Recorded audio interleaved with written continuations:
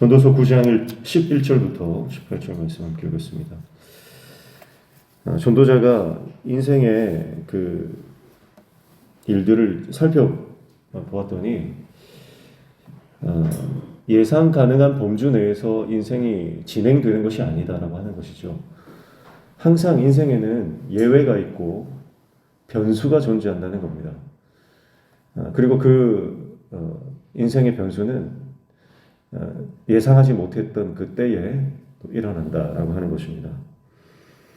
먼저 11절 말씀을 보니까 내가 다시 해 아래에서 보니 빠른 경주자들이라고 선착하는 것이 아니며 용사들이라고 전쟁에 승리하는 것이 아니며 지혜자들이라고 음식물을 얻는 것도 아니며 명철자들이라고 재물 얻는 것도 아니며 지식인들이라고 은총을 입는 것이 아니니 이렇게 말씀하죠. 빠른 경주자들이라고 선착하는 것이 아니다.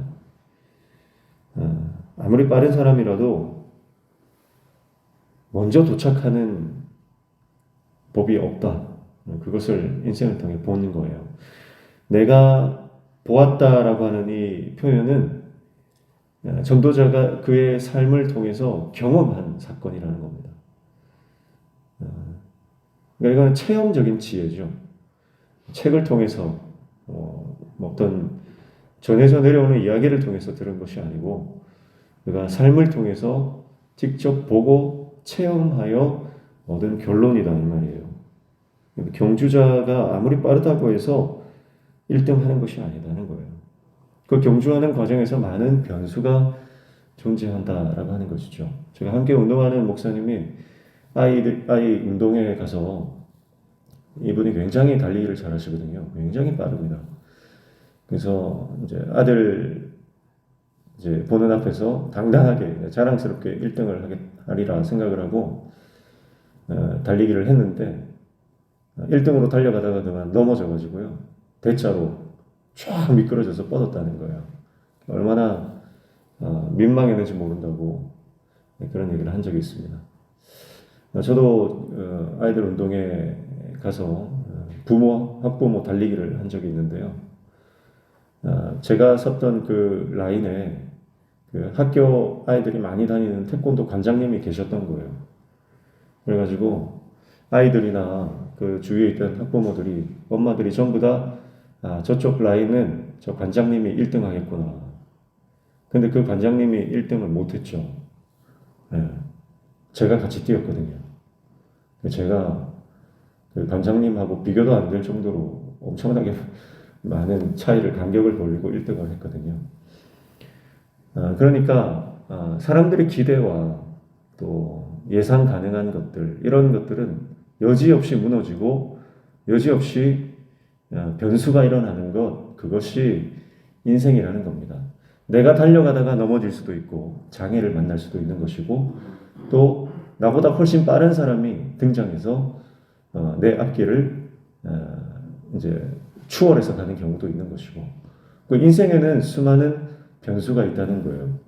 뒤에 말하면 용사들이라고 전쟁에 승리하는 것도 아니고 아무리 강력한 힘을 가지고 있다 할지라도 그 사람이 아무리 용맹한 장수라고 할지라도 그가 다 승리하는 것은 아니다라고 하는 거예요.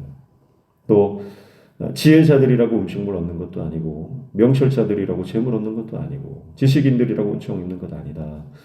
그러면서 이는 시기와 기회는 그들 모두에게 임함이니라 그랬어요. 시기는 때를 말하는 것이고요. 기회라고 하는 것은 이 변수를 말하는 거예요. 예상하지 못한 일들이 일어나는 것 그것을 기회라고 번역을 해놓았습니다. 그러니까 우리 인생 가운데에 하나님의 때와 또 변수가 늘 있다는 것 그것을 시인은 이 전도자는 그의 인생을 통해서 경험을 하게 되었다라고 하는 것입니다. 오늘 이 표현은요, 그러니까 이런 표현이에요. 빠른 경주자들 가볍다 이런 뜻이거든요. 빠르다. 이것이 선착하는 것이 경주자들에게 빠른 자들에게 속한 것 아니다. 이렇게 원문에는 되어 있어요. 마찬가지로요. 뒤에는 전쟁의 승리가 용사들에게 속한 것 아니다. 이렇게 되어 있어요. 이렇게 해석하면 우리가 생각나는 말씀이 있죠. 전쟁은 하나님께 속한 것이니. 하나님께 속한 것이니. 전도자가 인생을 통해 깨달은 게 뭡니까?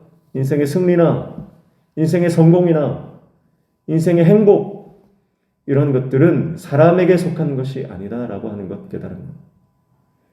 모든 인생의 주권 하나님께서 쥐고 계시다. 인생의 모든 성공과 모든 실패하는 것조차도 그것은 하나님의 주권 안에 있다. 승리는 전쟁은 하나님께 속한 것이다. 그것을 그 인생 가운데서 절절하게 깨달은 것이죠. 만약에 용사가 무조건 승리한다라고 하는 이 규범적 지혜가 적용된다면 예외가 없다면 골리앗을 이길 사람은 그 누구도 없었을 것입니다. 그런데 골리앗 인생 가운데도 블레셋 입장에서도 변수가 존재하는 거예요. 그게 뭡니까?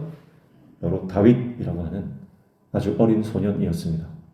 그것이 그들에게 패배를 가져다 줄 변수라고 생각을 했겠습니까? 전혀 못했죠.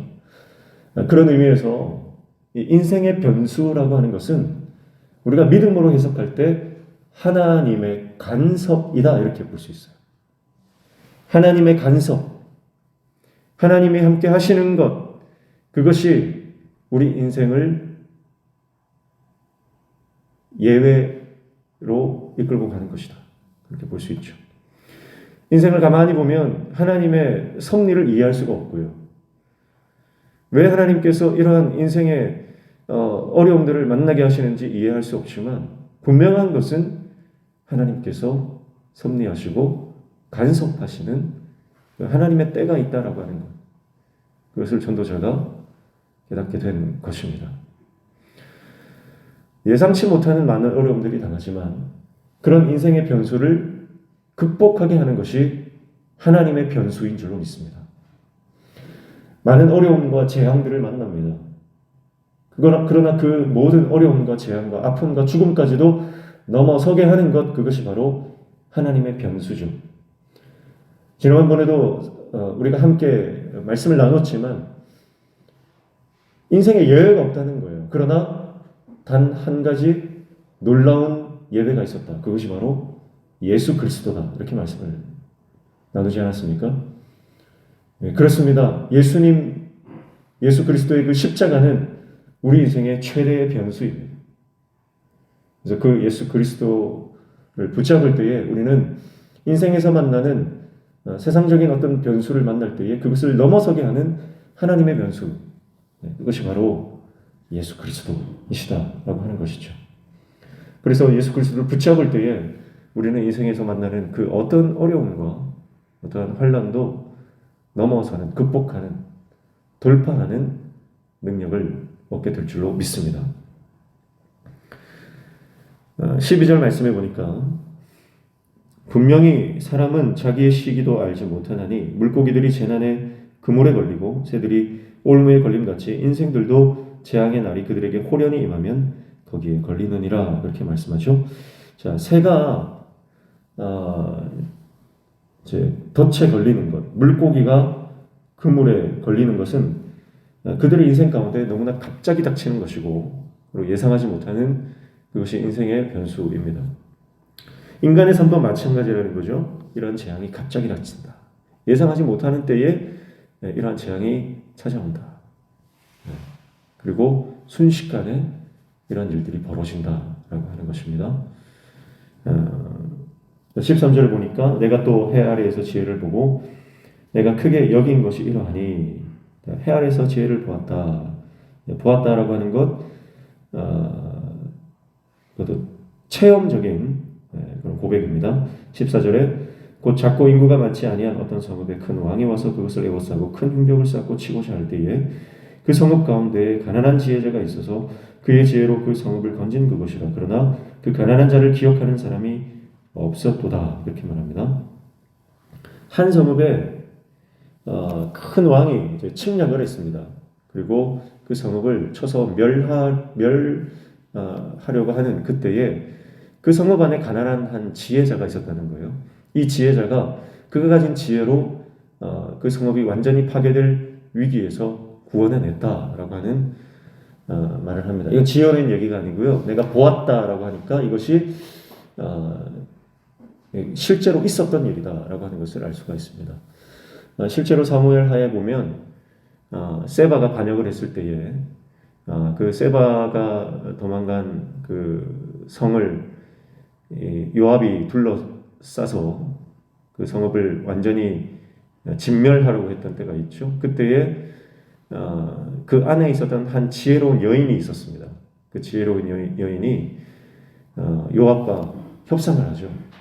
그러면서 그 세바의 목을 가져다 주고 그래서 그 성이 구원을 받게 되는 사건이 실제로 있습니다.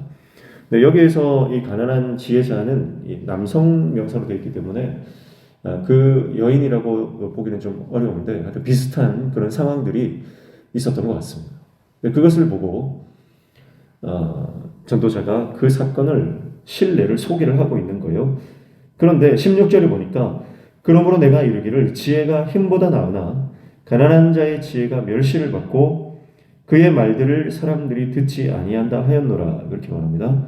무슨 말이냐면 지혜가 가난을 극복하지 못했다라고 하는 겁니다.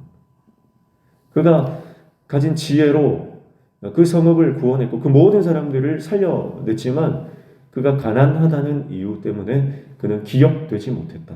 그는 존경받지 못했다라고 하는 이야기를 하고 있는 것이죠. 인간 지혜의 한계를 말하는 거죠. 지혜도 인간이 가지고 있는 지혜도 헤벨이다라고 하는 말이에요. 16절, 17절, 18절 쭉 보시면 지혜가 얼마나 능력이 있는지를 말합니다. 그래서 지혜는 힘보다 낫고 또 17절에 다스리는 자의 호령보다 낫고 18절에는 무기보다 강하다. 지혜는 이렇게 강한 것이다 말씀을 하지만 그러나 곧 멸시당하고 잊혀지고 무너지는 순간적인 헤벨일 뿐이다 라고 하는 것을 전도자가 말하고 있습니다. 그러면서 뭐라고 말합니까? 18절 마지막에 하반절에 보면 그러나 죄인 한 사람이 많은 선을 무너지게 하느니라 그렇게 말씀하고 있죠. 인간이 정말 지혜로운 것 같고 많은 지식과 지혜로 인류 문명을 일으켜 세우고 또 나라를 또 발전시키게 되지만 그러나 그것이 한 사람의 실수로 무너져 내릴 수밖에 없는 것 그것이 인생이다라고 하는 것을 말하고 있습니다. 실제로 보십시오. 한 사람 때문에 얼마나 불행한 일들이 많이 일어나는지 몰라요. 역사를 보면 한 사람의 악인 때문에 어마어마한 불행한 사건들이 일어나는 것을 봅니다. 히틀러 한 사람 때문에 여러분 얼마나 잔혹한 일들이 일어납니까? 잘못된 지도자 한 사람 때문에 국가가 무너지는 일도 있고요. 잘못된 지도자 한 사람 때문에 공동체가 파괴되는 일들이 너무나 많은 것을 우리가 보게 됩니다. 교회도 그렇죠. 잘못된 목회자 한 사람이 교회를 얼마나 어려움에 빠뜨리는지 모릅니다.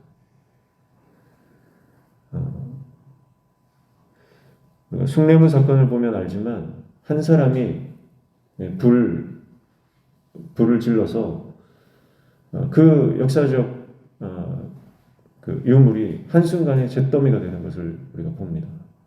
인생이 그렇다는 거예요. 아무리 사람이 지혜로운 것 같고 많은 경험을 쌓아온 것 같지만 한 사람의 실수와 잘못과 그의 악행이 모든 것을 파괴할 수 있을 만큼 인간의 지혜는 제한적이고 유한하다. 그것을 말씀하고 있는 것입니다. 현실의 모순과 부조리, 예상 밖의 수많은 일들, 이러한 것들이 우리 인생에는 끊임없이 일어난다라고 하는 것을 전도자는 말하고 있는 것입니다. 사랑하는 성도 여러분, 그러나 예수 그리스도 한 사람 때문에 온 인류가 살 길을 얻었습니다. 예수 그리스도의 십자가, 그분의 십자가 때문에 우리는 죄로부터 자유를 얻게 되고 천국으로 가는 하나님과의 관계가 회복되어질 길이 열린 줄로 믿습니다. 한 사람 때문에 죄가 들어왔습니다. 그러나 한 사람 때문에 살 길이 열린 것이죠.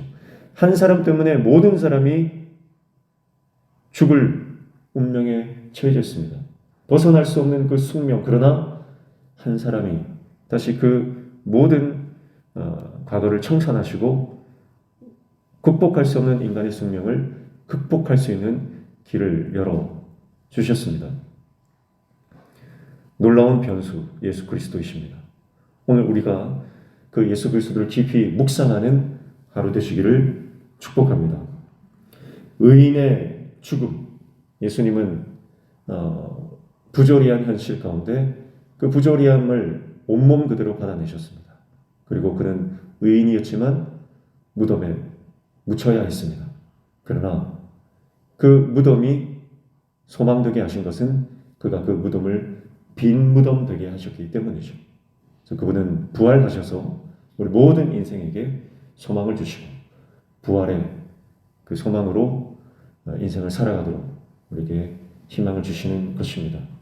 오늘 저와 여러분이 하나님께서 우리에게 베풀어 주시는 그 십자가의 은혜를 깊이 깨닫고 주님과 동행하는 예수 동행의 삶을 오늘 하루도 살아가는 복된 하루 되시기를 주님의 이름으로 축복합니다. 기도하겠습니다. 하나님 아버지, 우리가 인생을 살아갈 때에 예상하지 못했던 수많은 변수들이 일어나는 것을 우리가 경험합니다. 내 생각대로 인생이 쉽게 그렇게 되지 않는 것, 우리가 이 사건들을 통해서 내 인생이 하나님께 속해 있다는 것, 전쟁이 하나님께 속한 것이라는 것, 이것을 믿음으로 고백하며 예수 그리스도를 붙잡고 주님과 동행하는 삶을 살아갈 수 있도록 지혜와 믿음을 허락하여 주시옵소서. 그래서 내 지혜를 의지하지 말고 한계가 있는 인간의 능력과 경험을 의지하지 말고 오직 하나님의 은혜를 붙잡고 예수 그리스도의 십자가를 붙잡고 살아가는 하루가 되도록 오늘도 우리 가운데 성령님 역사하여 주시옵소서. 오늘도 간구하며 기도하는 모든 기도의 제목들 들어응답하여 주시고 우리 삶에 막혀진 모든 문들이 열려지는 형통의 은혜를 허락하여 주시옵소서. 예수님의 이름으로 기도하옵나이다. 아멘.